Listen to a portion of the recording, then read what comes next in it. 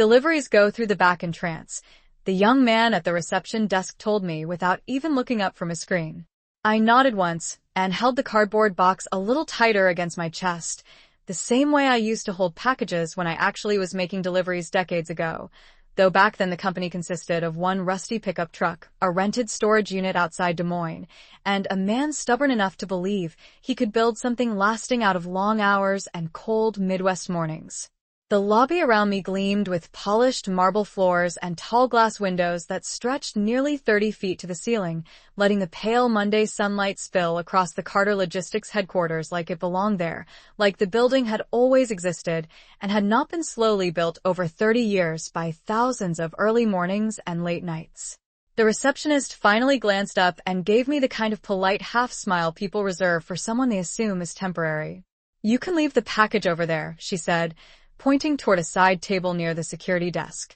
I followed her finger, setting the box down carefully even though there was nothing fragile inside except a folder of documents and the quiet weight of memory. A tall man in a charcoal suit stepped out of the elevator just then, his shoes clicking sharply across the marble.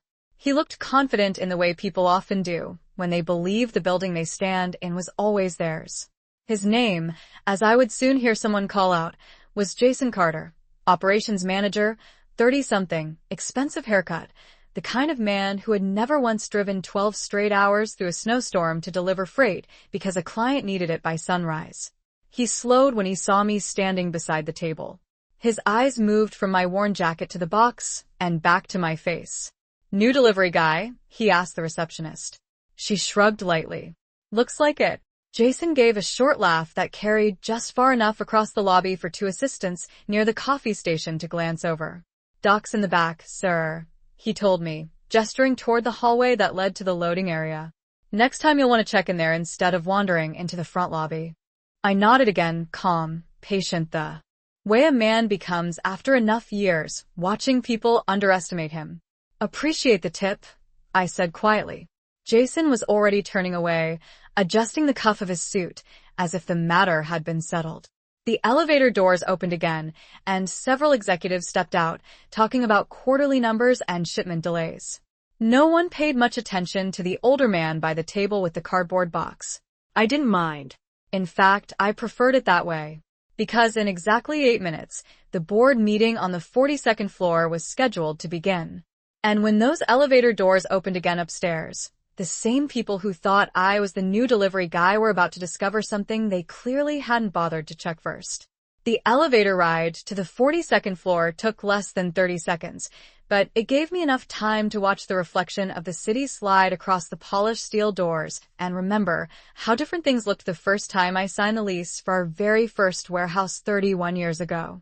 Back then, the entire operation fit inside a metal building that was barely 6,000 square feet, sitting beside a grain field just outside Des Moines, Iowa.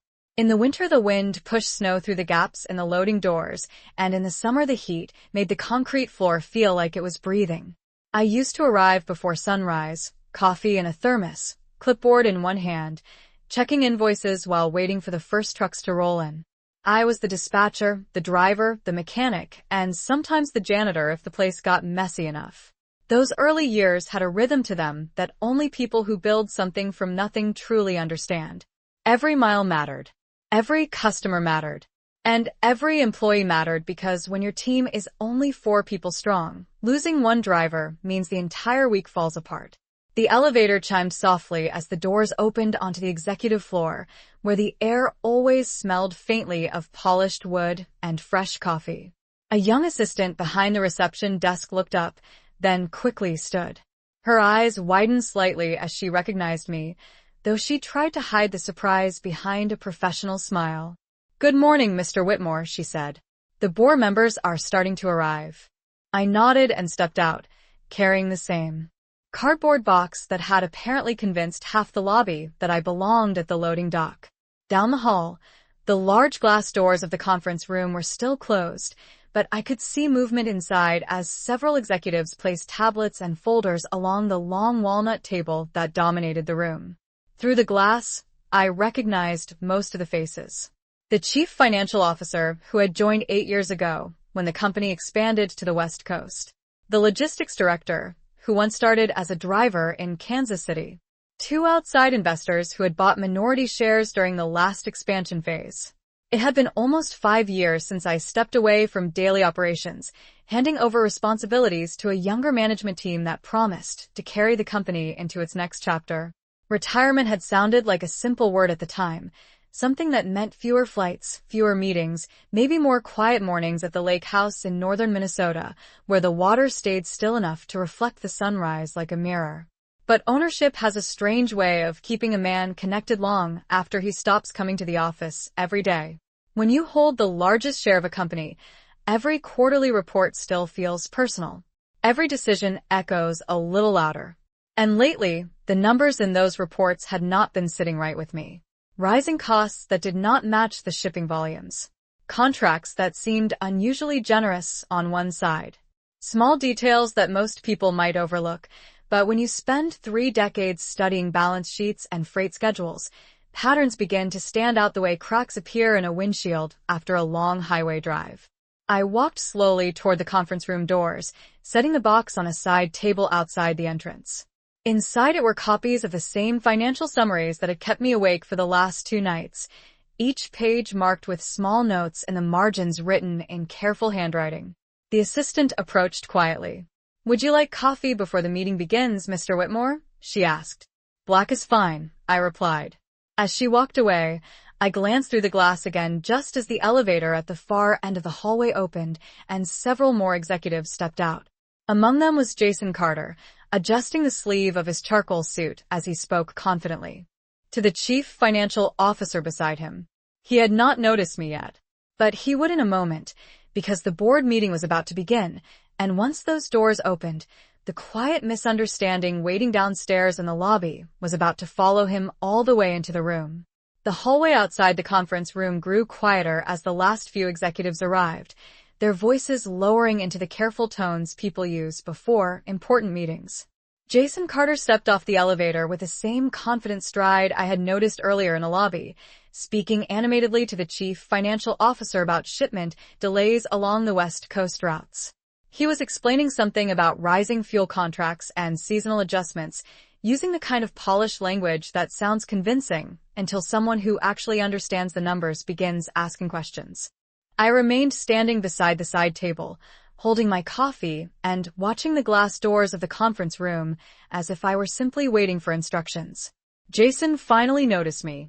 His expression shifted into mild irritation the way a person reacts when they see a problem that should have already been handled by someone else. "Sir," he said, approaching with a tight smile that did not quite reach his eyes, "deliveries really need to go through the loading dock downstairs. Security should have directed you there." I met his gaze calmly and took a small sip of coffee. "Thank you for the advice," I said. "I will keep that in mind." Jason glanced at the cardboard box on the table and then back at me, clearly deciding that the situation was not worth any more of his attention. "Reception downstairs needs to do a better job," he muttered, turning back toward the group gathering near the conference room doors. The chief financial officer gave me a brief nod of polite acknowledgement, though I could tell he had not fully placed who I was yet. That happens more often than people might think. 5 years away from the office is enough time for new managers to come and go, enough time for a company to grow beyond the faces that once filled every hallway. Inside the conference room, assistants were placing water glasses and printed reports along the polished walnut table. Through the glass, I could see the company logo etched into the far wall, the same design that had once been sketched on the back of a diner receipt during a late-night planning session with our first 2 drivers. Jason stepped inside the room with several other executives, still speaking confidently about quarterly projections. He sat near the center of the table, opening a tablet and scrolling through a set of charts that must have been prepared for today's presentation. From the hallway, I could hear fragments of conversation about operational efficiency, cost reductions, and new partnerships with freight brokers along the southern routes. It sounded impressive on the surface, but I had spent the last 2 evenings reviewing the same numbers those charts were built from, and there were gaps in the story, they told. Numbers rarely lie on their own. They simply wait for someone to notice how they fit together. The assistant returned and quietly opened the conference room doors. "They are ready to begin," she said softly. Several board members took their seats, while the remaining executives followed behind them. Jason was still focused on the screen in front of him when I picked up the cardboard box and stepped through the doorway. The room gradually settled into silence as chairs shifted and papers were arranged across the table. A few of the older board members looked up and immediately recognized me, their expressions shifting from routine concentration to quiet attention. Jason finally glanced toward the door, likely expecting another assistant or a late-arriving manager.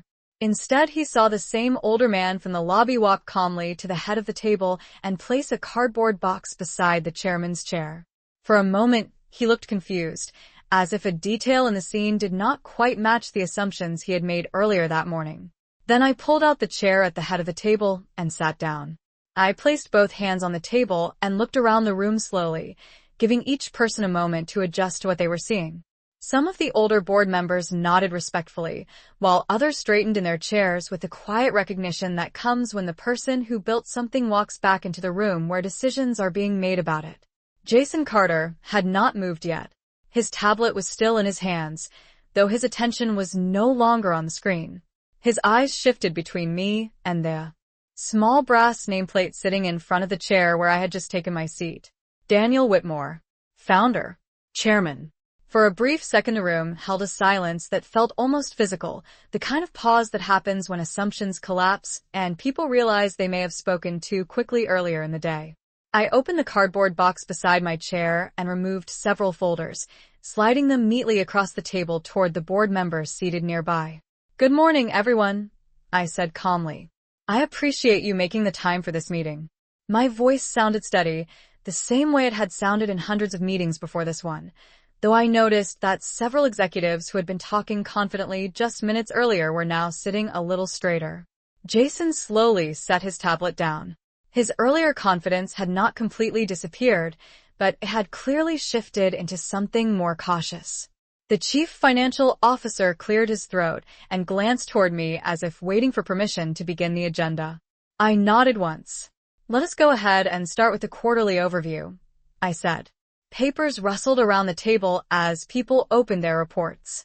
Charts appeared on the large screen mounted along the far wall, showing shipping volumes, regional growth, and operational expenses. Jason began speaking again, presenting the operational summary he had clearly rehearsed, explaining the challenges of fuel prices, warehouse expansion costs, and seasonal fluctuations across several freight corridors. His voice regained some of its earlier confidence as he moved through the slides, pointing to graphs that suggested strong growth and improved efficiency across multiple divisions. I listened quietly, my hands folded in front of me, watching not only the numbers, but the small reactions around the table. Experience teaches you that financial reports rarely tell their entire story in the charts themselves. The real story appears in the small details between those charts. When Jason finished one section of his presentation, I reached into the box beside my chair and pulled out a folder filled with printed spreadsheets that I had reviewed late into the night just 2 days earlier. I slid several copies across the table toward the board members nearest to me. "Before we move to the next section," I said calmly, "I would like everyone to take a moment to look at page 3 in the documents I just passed out." Several people began flipping through the pages. The room grew quieter again as the soft sound of turning paper replaced the earlier rhythm of presentation slides. Across the table, Jason leaned forward slightly, trying to see what the others were reading. I waited patiently while each person reached the same page. When they did, I simply tapped the table once with my finger and looked toward the chief financial officer. "Would you mind explaining why these contract costs increased by 38% while shipment volume remained almost identical to last quarter?" I asked. The room stayed quiet for a few seconds after my question, the kind of quiet that appears when numbers on paper suddenly stop behaving the way they are supposed to.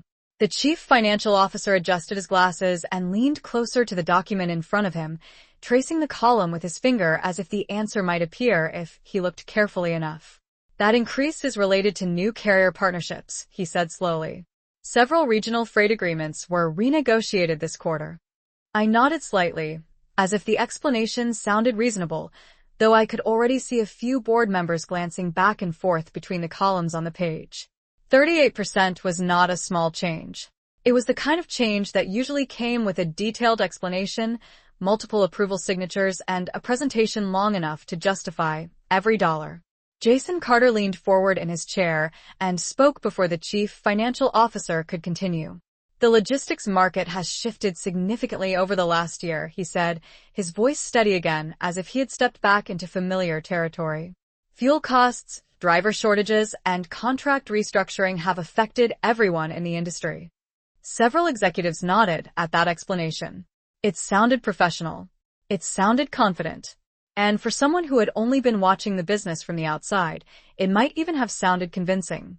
I reached for another document from the folder beside me and slid it across the table toward the center. That is true, I said calmly.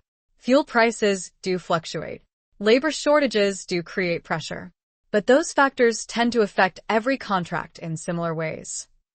I tapped the page lightly. What interests me is why only 3 of our regional contracts increased by that margin while the rest remained relatively stable. The chief financial officer leaned forward again. Jason stopped speaking. Around the table, several board members began turning their pages back and forth between the charts Jason had presented and the spreadsheets I had distributed. Numbers have a strange way of becoming louder once someone begins asking the right questions. A director seated near the end of the table spoke up quietly. These 3 contracts are all assigned to the same division, he said. Operations management. His eyes shifted slowly toward Jason Carter.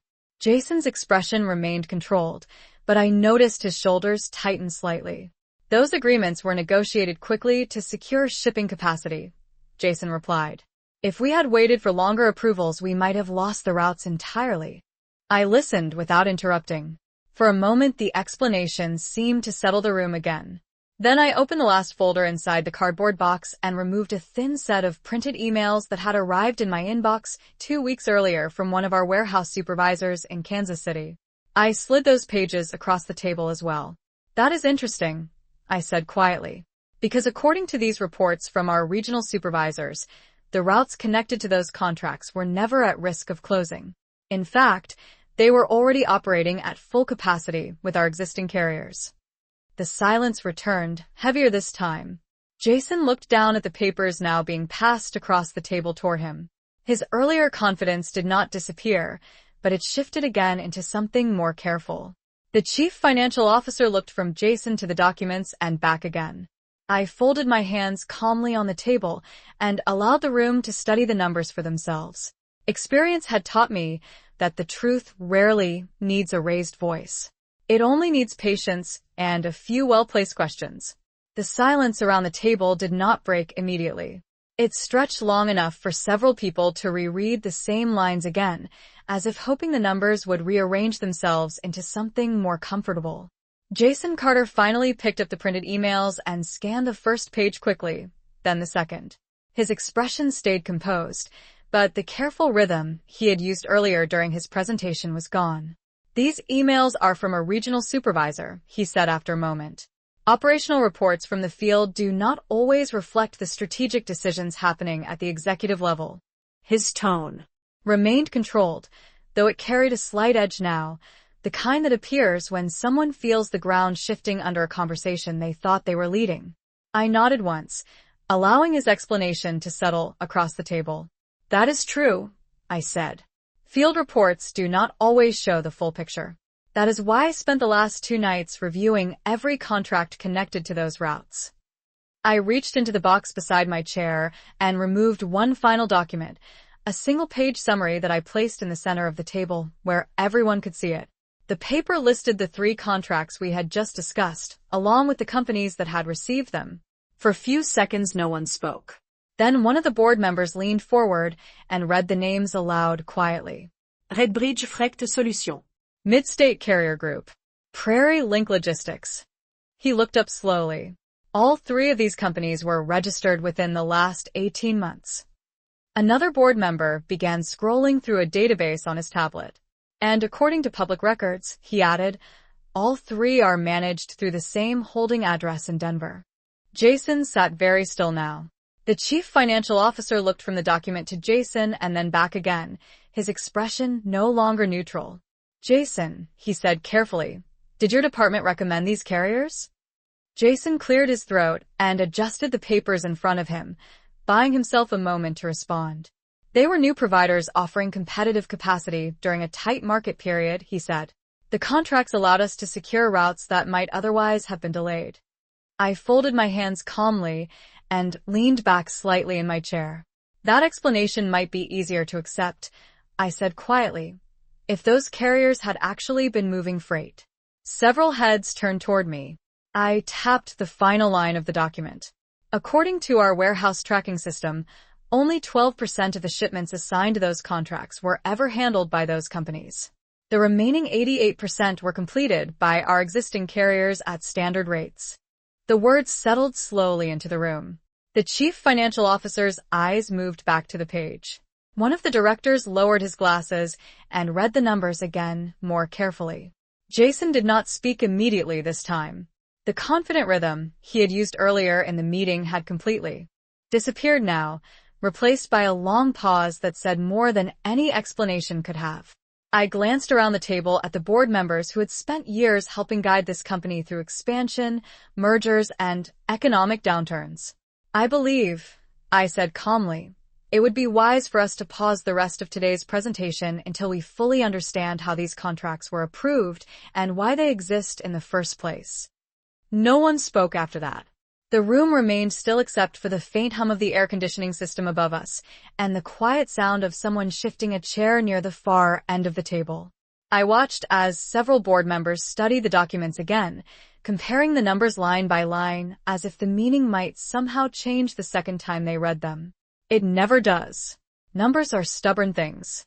They sit quietly on the page until someone asks the right question, and then they reveal more than most people expect. The chief financial officer finally leaned back in his chair and removed his glasses, placing them slowly on the table in front of him. His eyes moved toward Jason Carter, not with anger, but with the careful attention of someone who understands that a simple explanation is no longer enough. Jason, he said quietly, these contracts represent several $1 million in operating costs. We need a clear understanding of how they were approved. Jason's hands remained folded in front of him, though I could see the slight tension in his shoulders now.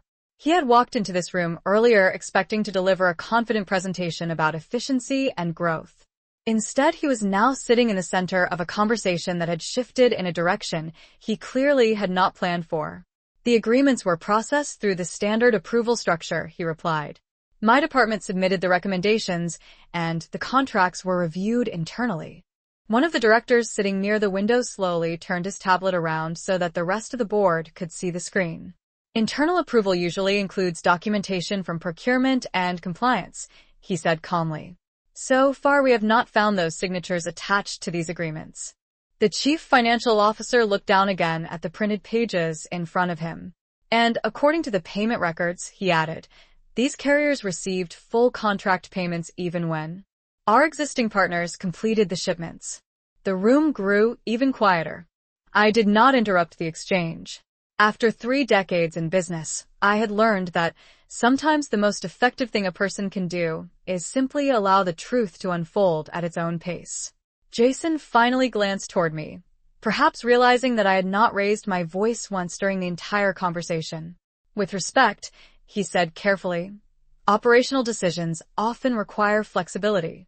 The market changes quickly and not every contract can wait for extended review. I met his gaze calmly. Flexibility can be useful, I replied, but accountability is what keeps a company standing. I reached into the cardboard box beside my chair one last time and removed a thin folder that had remained unopened until now. Inside were several printed ownership filings and registration documents. I slid them across the table toward the board members. These companies were not only new, I said quietly. They were created within months of each other, registered through the same management address, and approved through the same operational department. The chief financial officer turned the pages slowly. A director beside him leaned closer to read the names listed in the documents. Jason did not reach for the folder. He simply sat there, watching as the board members reviewed the final pieces of information that connected the earlier numbers together. I folded my hands again and allowed the room to come to its own understanding. After a moment, the director near the window spoke again, his voice steady but unmistakably firm. I believe the board needs to authorize an independent audit of these agreements immediately. Several heads around the table nodded in quiet agreement. I looked toward Jason Carter once more, the same man who had pointed me toward the loading dock earlier that morning, and then I turned back to the rest of the board. That sounds like a reasonable place to begin, I said calmly. The board members did not rush their decision. People who have spent years managing companies understand that serious questions deserve careful steps, not sudden reactions. The director near the window placed his tablet back on the table and folded his hands, looking around the room to confirm that the others understood what had just been uncovered. The chief financial officer slowly gathered the documents in front of him, stacking them with deliberate care as if organizing the information might also organize the tension that had settled across the room. Jason Carter remained seated in the same position, though the confident energy he carried earlier that morning had completely faded. He was now watching the board members rather than leading the conversation, waiting for someone else to determine what would happen next. One of the senior directors finally spoke again. An independent audit is the appropriate first step, he said calmly. Not because we have reached conclusions, but because the company deserves complete transparency. Several others nodded in agreement. Transparency had always been one of the principles this company was built on. When you start a business with only a few trucks and a handful of employees, trust becomes the most valuable asset you have. Drivers trust that their paychecks will arrive on time. Customers trust that their shipments will reach the right destination.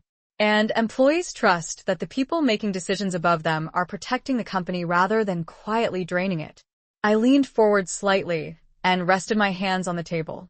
The purpose of this meeting was to review our performance, I said calmly. But performance is more than numbers on a chart. It is also about how those numbers are created. The chief financial officer nodded slowly, clearly understanding the meaning behind that statement. Across the table, one of the directors turned toward Jason Carter. His voice remained professional, but it carried a new firmness that had not been there earlier. Jason, he said, until the review is complete, your department will pause all new carrier agreements connected to these contracts. Jason opened his mouth as if to respond, then stopped himself and simply nodded. The conversation had moved beyond explanations now. The board members were no longer discussing possibilities. They were outlining actions. Another director spoke quietly from the far side of the table. The audit team should begin with the procurement process for these carriers and trace the approval structure step by step. I watched as the chief financial officer made notes beside the documents in front of him. It was not a dramatic moment. There were no raised voices, no accusations thrown across the room. Just a series of careful decisions being written down one line at a time. That is how most important moments in business actually happen. Not with sudden explosions of conflict, but with quiet sentences that slowly redraw the future of a company. After a few minutes, the chief financial officer looked up again. We will bring in an external compliance firm this afternoon, he said. They will have full access to the contracts and payment records. I nodded once. Good, I said. Because if there is one thing this company has always valued, it is clarity. Around the table, the board members began closing their folders, the direction of the meeting now completely different from the confident presentation that had been planned earlier that morning. As people gathered their documents, Jason Carter finally leaned back in his chair and looked toward me again. This time there was no confusion in his expression, only the quiet realization that the simple misunderstanding in the lobby downstairs had followed him all the way into the room where the future of the company was being decided. The meeting ended without anyone raising their voice, but the weight of what had been uncovered remained in the room long after the final documents were closed. Board members stood slowly, gathering their folders and tablets, speaking to each other in quiet conversations about timelines, procedures, and the audit team that would begin their review later that afternoon. The chief financial officer paused beside my chair before leaving the room, giving a small nod that carried both respect and understanding. He had been with the company long enough to remember the early years, long enough to know that none of this had started with charts or contracts or polished conference rooms. It had started with a man and a truck and a belief that doing business the right way might take longer, but would always last longer. When the room had nearly emptied, Jason Carter finally stood from his chair. The earlier certainty that had carried him through the morning was gone now, replaced by the careful posture of someone realizing that a single day can change the direction of a career. He walked toward the door slowly, then stopped a few steps away from the table and turned back toward me. For a moment it seemed as if he might say something, perhaps offer an explanation or a defense for the decisions that had brought the conversation to this point. Instead, he simply gave a short nod, the kind people offer when they understand that the situation has moved beyond words. I watched him leave the room and disappear down the hallway where the elevators waited. Once the door closed behind him, the conference room grew quiet again. I gathered the remaining documents from the cardboard box beside my chair and placed them back inside, the same way I had carried them into the building earlier that morning.